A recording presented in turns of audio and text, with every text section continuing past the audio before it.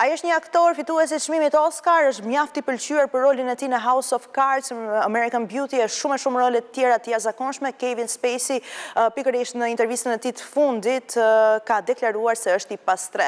Në fakt, një jetë mes kalvareve të vështirësisë, Kevin Spacey, i cili është pallur i pafajshëm për akuza të ngacmimit seksual nga një tjetër aktor i Hollywoodit. Rikujtojmë se Spacey pati një valë të jashtëzakonshme të cancel culture, kulturës së anullimit të karrierës së tij nga Hollywood në vitin 2017. Disa burra akuzuan atë për sjellje të pahishme seksuale, të cilat Spacey i ka mohuar vazhdimisht. Nëpërmjet intervistës së tij për The Telegraph, Spacey deklaroi: "Jetoj në hotele, jetoj në Airbnb, e kam shitur shtëpinë time në mënyrë që të paguaj edhe të gjitha parat e seancave dhe betejës ligjore." Rikujtojmë se Kevin Spacey është aktualisht duke qëndruar në Kipro, sepse performon për një grup të madh për shfaqje të stilit kabaret në një resort pushimi.